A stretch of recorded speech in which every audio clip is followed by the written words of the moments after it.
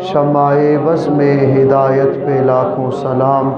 جس سہانی گھڑی چمکا طیبہ کا چاند، اس دل افروز ساعت پہ لاکھوں سلام، جس طرف اٹھ گئی دم میں دم آ گیا، اس نگاہ عنایت پہ لاکھوں سلام، پتلی پتلی گلے قدس کی پتیاں، ان لبوں کی نزاکت پہ لاکھوں سلام، جس سے تاریک دل جگمگانے لگے، اس چمک والی رنگت پہ لاکھوں سلام، فتح باب نبوت پہ بے حد درود،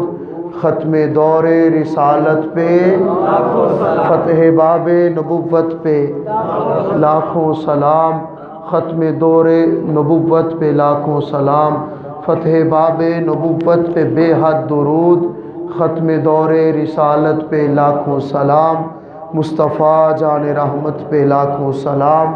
شمع بزم ہدایت پہ لاکھوں سلام۔ اللہ رب العزت کی حمد و ثنا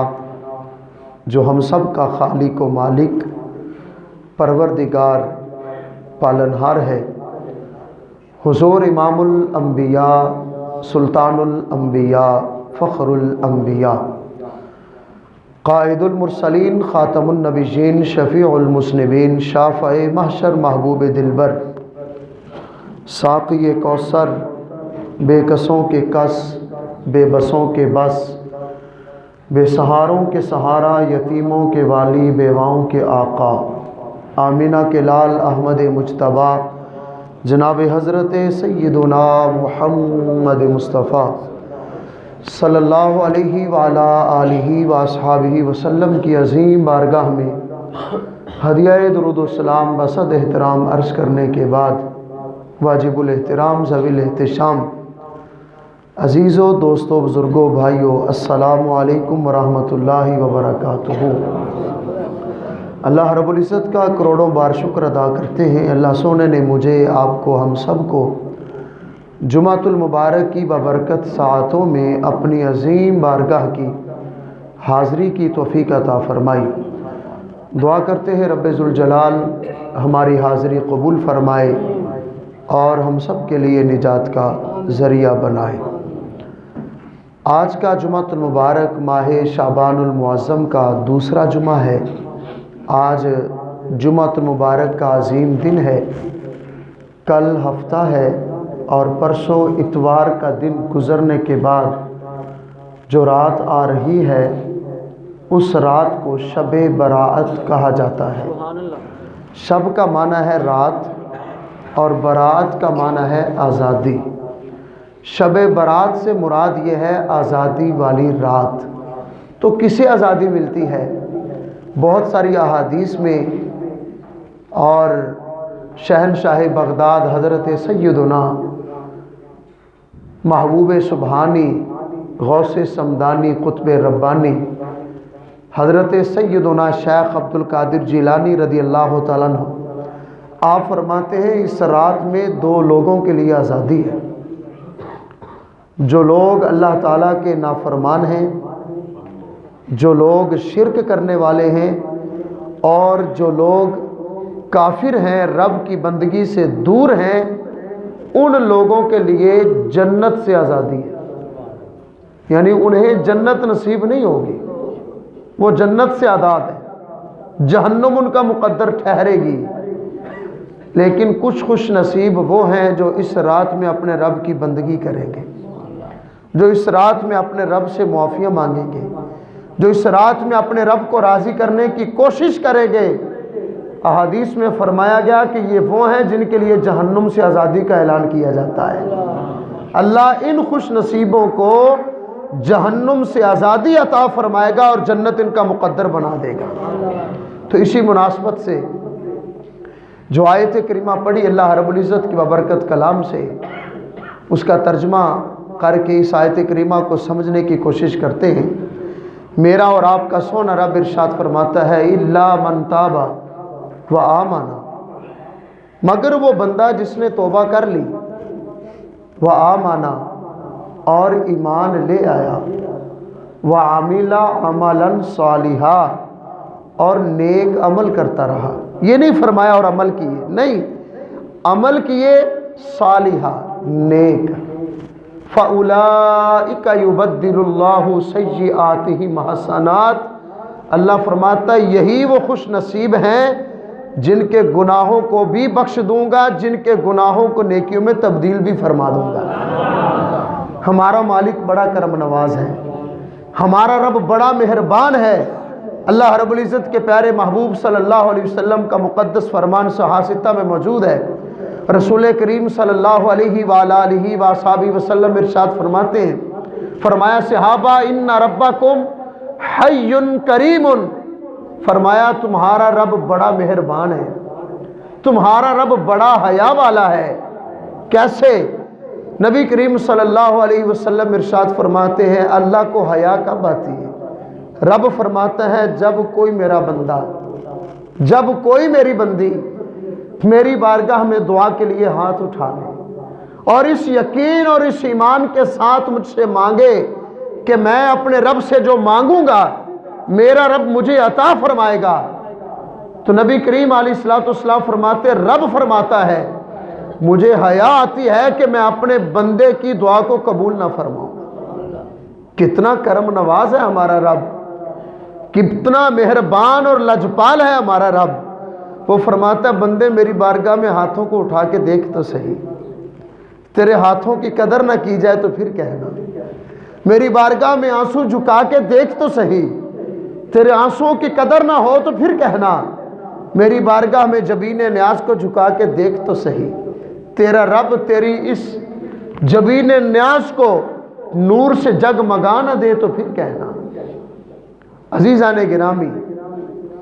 نبی کریم صلی اللہ علیہ وآلہ وصحبہ وسلم نے صحیح بخاری کی حدیث پاک، ہم انسان ہیں بتقاضۂ بشریت، انسان سے خطا گناہ ممکن ہے۔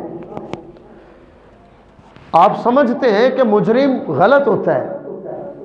خطا کار غلط ہے، لیکن جو حدیث آپ سننے لگے ہیں اس حدیث کا مفہوم کیسا ہے؟ اللہ رب العزت ارشاد فرماتا خیر الخطائین، بہترین گناہ گار وہ ہیں۔ اچھے گناہ گار کون ہیں؟ آج تک تو ذہنوں میں تصور یہ ہے کہ گناہ گار تو گناہ گار ہے، وہ تو اچھا انسان نہیں ہے، لیکن نبی کریم علیہ السلام جس نبی کا کلمہ پڑھتے ہیں وہ پیارے آقا صلی اللہ علیہ وسلم ارشاد فرماتے کچھ گناہ گار برے نہیں ہیں، اچھے ہیں۔ سارے گناہ گار برے نہیں ہیں، کچھ گناہ گار اچھے ہیں، کچھ گناہ گار بہترین ہیں، اور کچھ گناہ گار ایسے ہیں جن سے اللہ پیار بڑا فرماتا ہے۔ اب گناہ گار ہے اور اچھا بن گیا، گناہ گار ہے اور بہترین ہو گیا۔ عجیب منطق ہے، گناہ گار ہے اور اللہ اس بندے سے پیار فرما رہا ہے۔ یہ کون سا ایسا گناہ گار ہے؟ خدا کرے ہم ایسے گناہ گاروں میں شامل ہو جائیں۔ یہ گناہ گار کون ہے؟ میرے آپ کے لجپال نبی فرماتے ہیں خیر الخطائین التوابون، فرمایا بہترین گناہ گار وہ ہے جو گناہ کر کے رب سے سچی توبہ کر لے۔ فرمایا گناہ گار کچھ ایسے ہیں جنہیں رب ناپسند فرماتا ہے،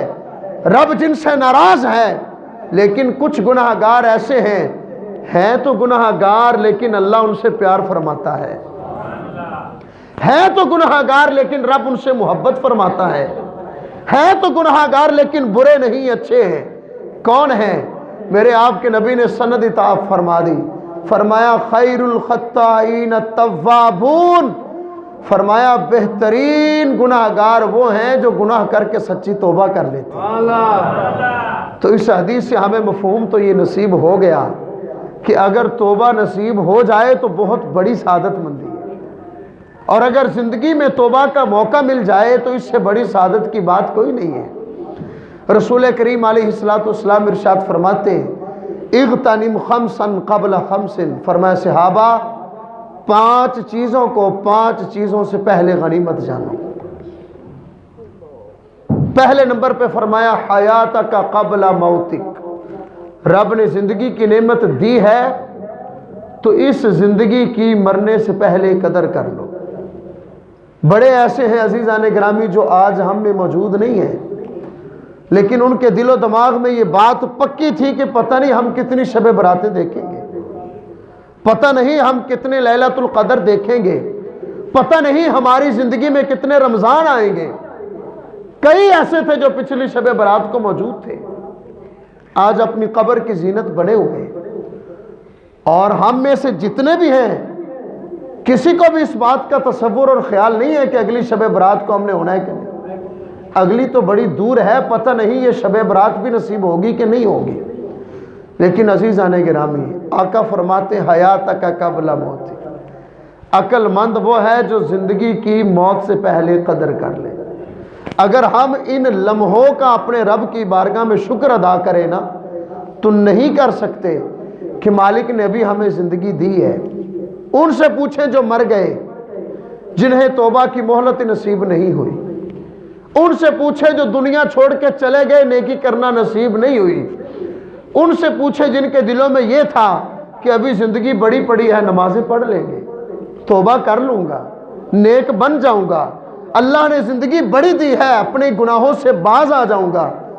لیکن انہیں گناہوں سے باز آنے کی مہلت ملی نہیں، لیکن انہیں توبہ کا وقت نصیب ہوا نہیں۔ ذہن میں تھا کہ توبہ کروں گا، اچھے عمل کروں گا، لیکن وہ وقت میسر نہیں آ سکا۔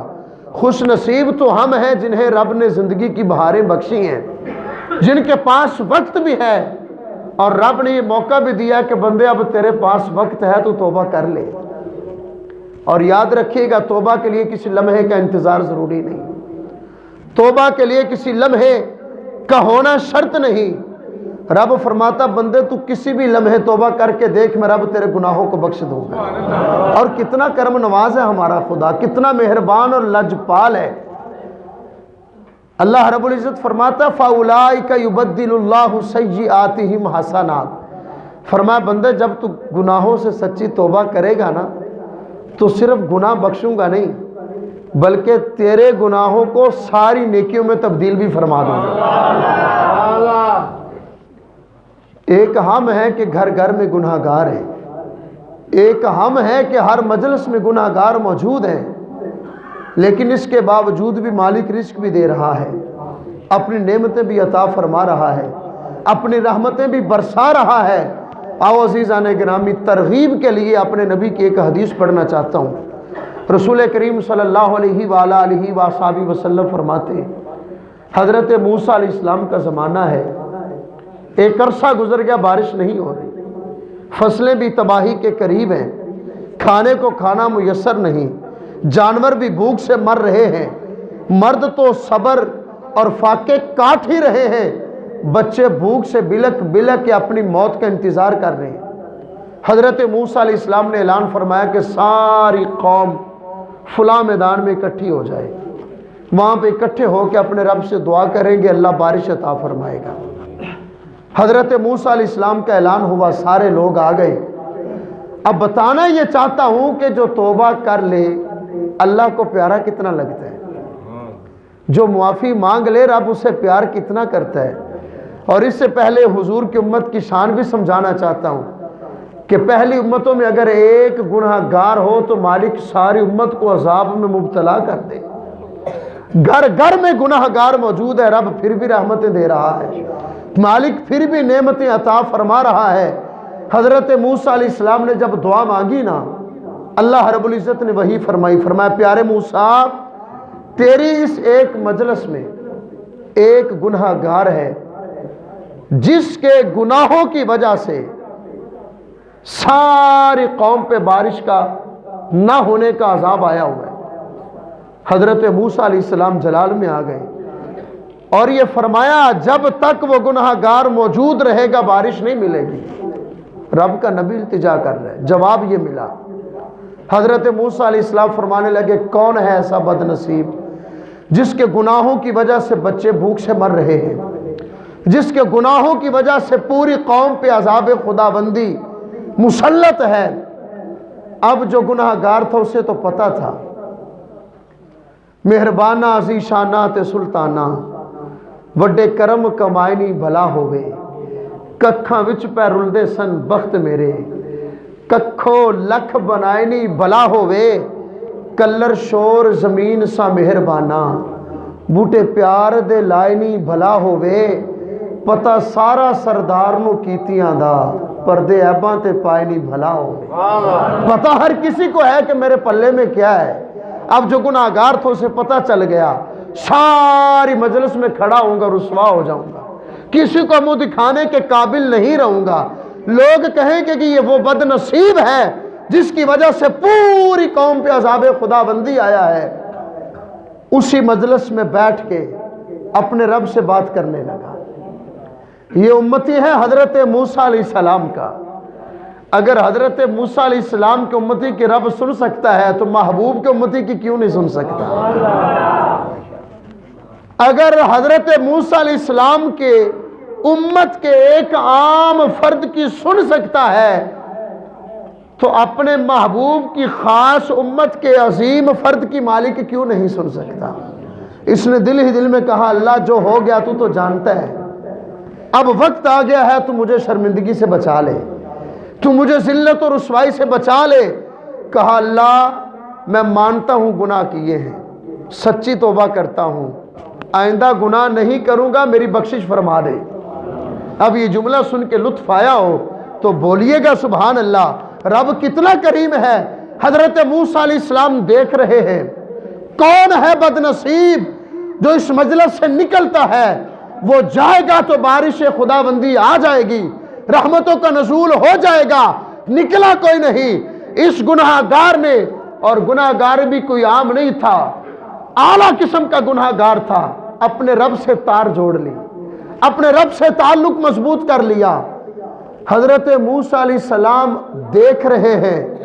ابھی چند لمحے گزرے ہیں آسمانوں سے باران رحمت کا نزول ہو جاتا ہے اب اس جملے پہ آپ کو لطف آئے گا عرض کیا مولا تو نے فرمایا تھا کہ جب تک گناہگار جائے گا نہیں بارش برساؤں گا نہیں کوئی نکلا نہیں کوئی گیا نہیں بارش برسا دی اگر اپنے رب کی رحمت پہ امید اور اپنے رب کی مغفرت کی تمنا رکھ کے بیٹھے ہیں تو اس جملے سے لطف لیجئے فرمایا موسیٰ جس گناہگار کی وجہ سے پوری قوم پہ عذاب آیا تھا بارش رکی تھی اسی گناہگار کی وجہ سے ساری قوم کو بارش عطا فرما رہا مالک وہ کیسے اللہ اکبر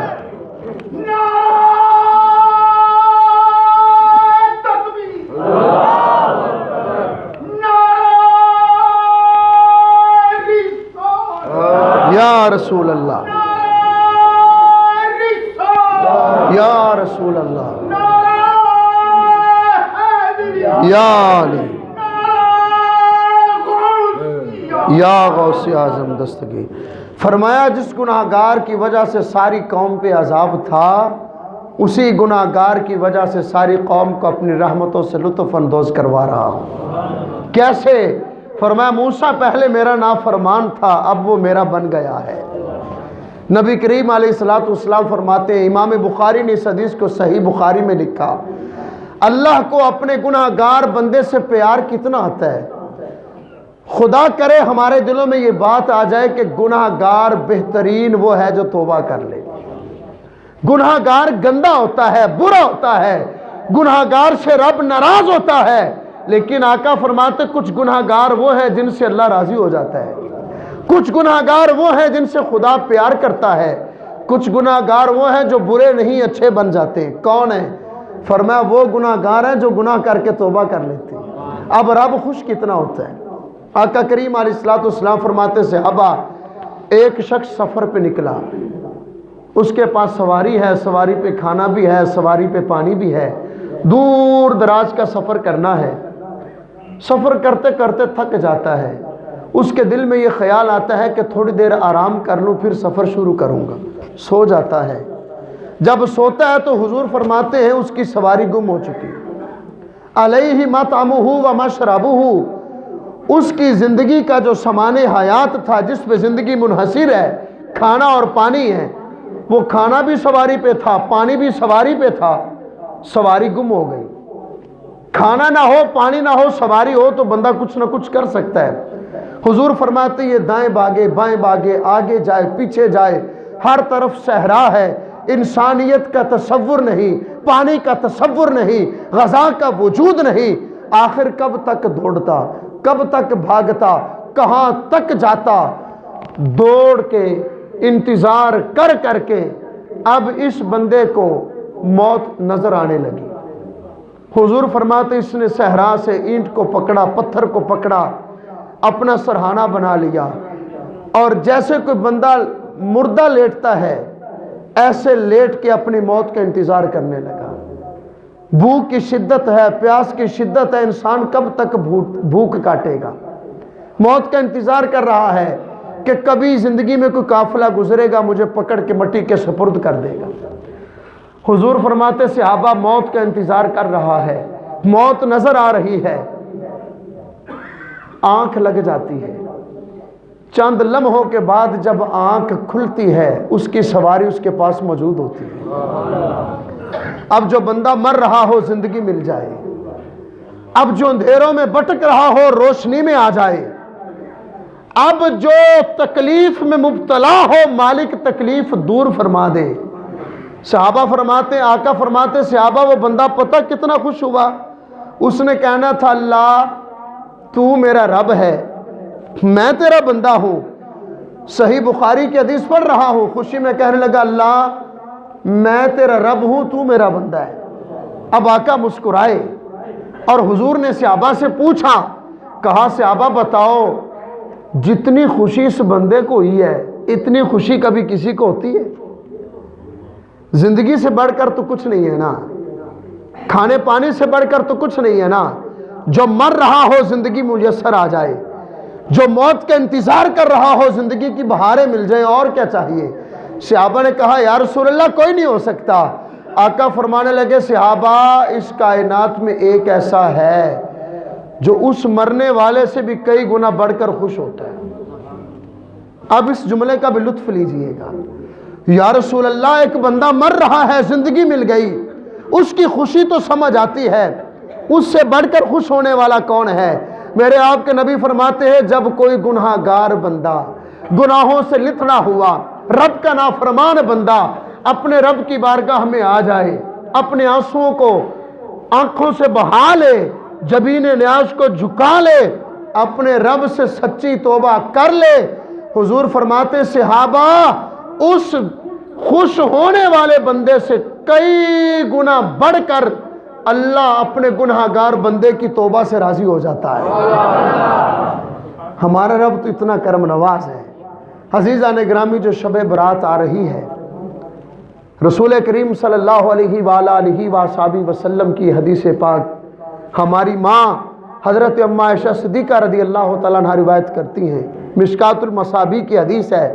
نبی کریم علیہ السلام نے فرمایا عائشہ تجھے پتہ ہے کہ آج کی رات کے بارے میں کیا ہے؟ عرض کیا یا رسول اللہ اللہ اور اس کے رسول ہی بہتر جانے۔ نبی کریم علیہ السلام نے فرمایا آج کی رات وہ ہے جس رات میں رزق مانگنے والوں کا رزق لکھا جاتا ہے، جس نے جتنی زندگی گزارنی ہے اس کی زندگی لکھی جاتی ہے، جس نے آنا ہے لکھا جاتا ہے، جس نے دنیا سے جانا ہے لکھا جاتا ہے، جس کو جتنا رزق ملنا ہے لکھ دیا جاتا ہے۔ حضرت سیدنا مولا علی المرتضیٰ مشکل کشا رضی اللہ تعالیٰ عنہ، سنن ابن ماجہ کی حدیث ہے، فرماتے نبی کریم علیہ السلام ارشاد فرماتے اذا کانت لیلۃ النصف من شعبان، فرمایا صحابہ جب شعبان کی 15ویں رات آ جائے، جب شب برات آ جائے، فقوموا لیلہا وصوموا نہارہا، فرمایا راتوں کو عبادت کرو دن کو روزہ رکھو، راتوں کو عبادت کرو دن کو روزہ رکھو۔ اور حضور نے فرمایا پتہ کیوں؟ فرمایا جیسے ہی شام کا سورج ڈوبتا ہے اللہ اپنی شان کے مطابق پہلے آسمان پہ جلوہ گر ہو جاتا ہے، پہلے آسمان پہ مالک آ جاتا ہے، اور غروب آفتاب سے لے کر فجر کے طلوع ہونے تک اللہ کی رحمت اعلان کرتی ہے کوئی مجھ سے رزق مانگنے والا ہے میں اسے رزق عطا فرماؤں، ہے کوئی مجھ سے اولاد مانگنے والا ہے میں اسے اولاد عطا فرماؤں، اور ہے کوئی مجھ سے اپنے گناہوں کی معافی مانگنے والا، میں اس کی بخشش فرما دوں؟ نبی کریم علیہ السلام فرماتے ہیں یہ رات شب برات ہے، جہنم سے آزادی کی رات ہے۔ مالک کتنے لوگوں کو جہنم سے آزاد فرماتا ہے؟ آج تک سائنس کی اتنے ترقی کے باوجود میرے خیال میں اور میرے علم کے مطابق کسی جانور کے بالوں کی تعداد سائنس معلوم نہیں کر سکی۔ پورے جانور کا وجود ہے، ٹانگیں ہیں، سر ہے، اور ایک بکری پہ بال میرا خیال ہے لاکھوں سے بڑھ کر ہوں گے، اور اس رات میں ایک بکری کے بالوں کے برابر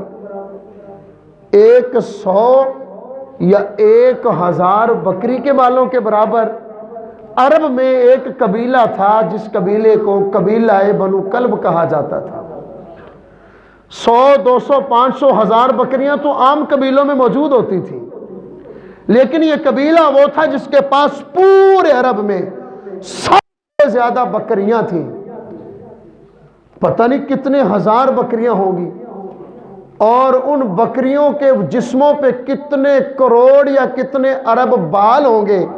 اب حضور کی حدیث سنیں، میرے آپ کے نبی ارشاد فرماتے ہیں، رسول رحمت فرماتے ہیں، جب شب برات آتی ہے، شعبان کی 15ویں رات آتی ہے، فرمایا صحابہ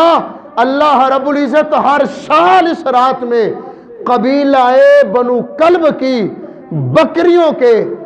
بالوں کی تعداد سے بڑھ کر میری امت کے گناہ گاروں کو جہنم سے آزاد فرما دیتا ہے۔ تو ہم خوش نصیب ہیں، ابھی ہمارے پاس توبہ کا وقت موجود ہے، ابھی ہمارے پاس اپنے رب سے معافی مانگنے کا وقت موجود ہے۔ یہ بھی آپ نے سن لیا کہ نبی نے فرمایا راتوں کو عبادت کرو، دن کو روزہ رکھو۔ یہ بھی آپ نے سن لیا کہ یہ رات بڑی برکتوں والی ہے۔ اب حضور علیہ السلام کی بہت ساری احادیث کا خلاصہ عرض کرنے لگا ہوں۔ نبی کریم علیہ السلام فرماتے اس رات رب سے جو بھی معافی مانگے اللہ اس کو بخش دیتا ہے۔ لیکن یاد رکھیے گا توبہ کا مطلب کیا ہے؟ توبہ کا مطلب یہ ہے کہ جس کام سے توبہ کی ہے بندہ پھر وہ کام نہ کرے۔ اگر کوئی بے نمازی ہے وہ توبہ کر لے تو اب نماز پڑھنی شروع کر دے۔ اگر کوئی کسی بھی گناہ میں مبتلا ہے توبہ کر لی ہے تو اس گناہ سے باز آ جائے۔ نبی کریم علیہ السلام فرماتے اس رات میں ہر گناہ گار کو جو معافی مانگے اللہ بخش دیتا ہے، لیکن کچھ لوگ ایسے ہیں اس رات میں بھی اللہ جن کی بخشش نہیں فرماتا، جن میں سے ایک جادوگر،